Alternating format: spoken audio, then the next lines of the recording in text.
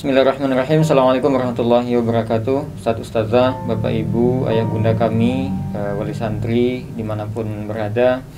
Alhamdulillah pagi ini kita sedikit ingin mendengarkan penjelasan dari tim medis pastinya tentang terkait persiapan-persiapan yang saat ini kita laksanakan di Sumatera Tawalib Tarabe.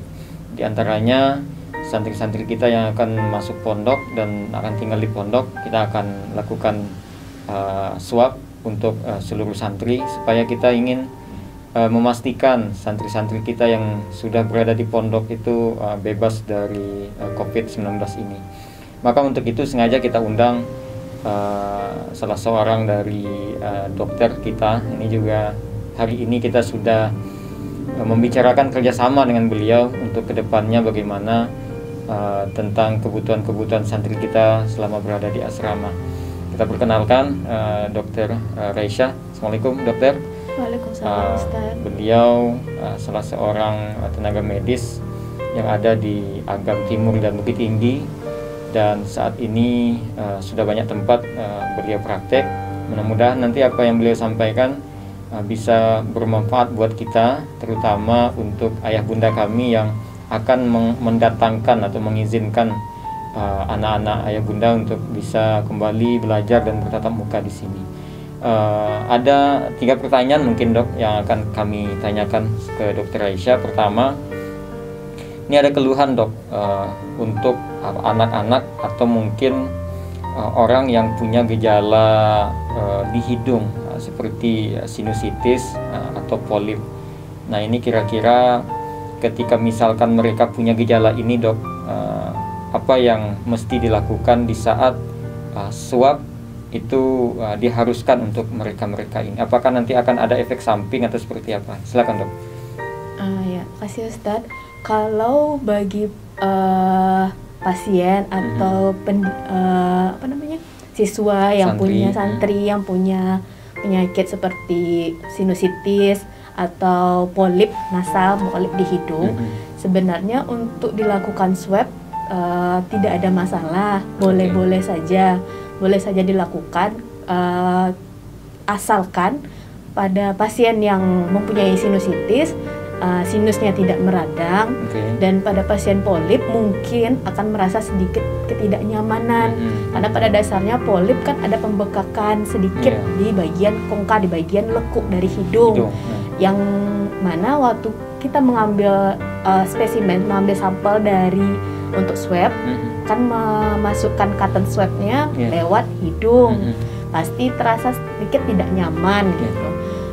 Tapi untuk efek jangka panjangnya, apakah akan memperparah sinusitisnya atau memperparah polipnya? Itu tidak gitu, karena dia cuman waktu mengambilan sampel, pengambilan swab ya cuman diambil swabnya dengan menggunakan cotton kayak gitu, cotton panjang, diambil spesimennya sudah saja, tidak akan melukai polip atau sinusitisnya. Berarti pada prinsipnya ketika seseorang punya riwayat penyakit sinusitis atau polip ini, asal ketika itu tidak meradang, berarti tidak ada masalah ya dok? Boleh saja, tidak ada masalah. Oke, siap. Berarti ayah bunda mungkin untuk anak-anak kita yang punya riwayat polip atau sinusitis, seperti yang sebelum-sebelumnya ada pertanyaan-pertanyaan seperti itu, ternyata memang untuk pelaksanaan swab test ini tidak ada masalah, kecuali seperti yang disampaikan oleh Dr. Raisya tadi, kecuali di saat kita saat mengambil swab ini kondisinya tidak meradang. Nah ini bisa jadi catatan buat kita bersama. Kemudian terakhir dok,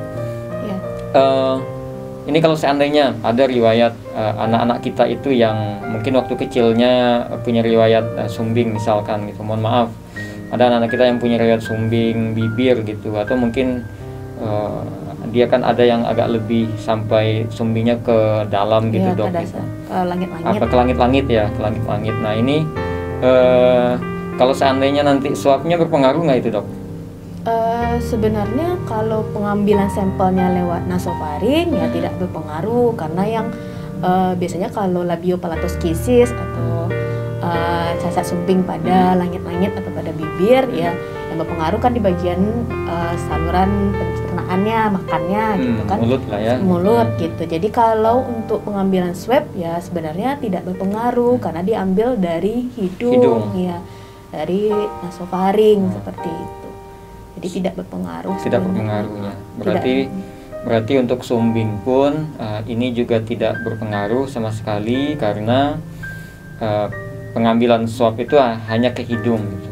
Tidak lewat mulut. Tidak lewat mulut ya gitu. Jadi jelas mungkin untuk kita bersama Ustazah, Bapak Ibu, Ayah Bunda kami, kalau apa yang selama ini mungkin kita ragukan atau kita resahkan terkait dengan kita mungkin yang punya riwayat-riwayat penyakit seperti yang tadi kita bahas, sinusitis, polip atau bibir sumbing misalkan, ini tidak berpengaruh sama sekali terhadap pelaksanaan swab. Karena insya Allah nanti ketika pelaksanaan swab kita juga didampingi oleh para tenaga medis, ya, salah satunya dokter gitu. Kalau misalkan ada gejala setelah pelaksanaan swab, maka dokter akan langsung mencek kondisi kita. Dan 3 kali swab yang kita laksanakan untuk 350-an santri dan guru yang saat ini sudah dilakukan, itu alhamdulillah semuanya dampaknya tidak ada yang berpengaruh kepada tubuh kita masing-masing. Maka mudah-mudahan dengan sedikit penjelasan yang disampaikan oleh Dr. Aisyah Intan Nabila tadi bisa menjawab kegundahan hati kita, keresahan kita, mungkin ketakutan kita untuk pelaksanaan swab. Dari Sumatera Taulik Parabit Bukit Tinggi, kami ucapkan terima kasih kepada Dr. Aisyah yang telah mau sedikit memberikan pengetahuannya terkait dengan masalah-masalah kita yang ada di Parabit. Itu saja mungkin dari kami, mohon maaf. Saya Taufik Hidayat, Ketua Satgas Penanggulangan COVID-19 Pondok Pesantren Sumatera Taulik Parabit Bukit Tinggi, mengucapkan selamat bertemu lagi di pondok kita. Assalamualaikum warahmatullahi wabarakatuh.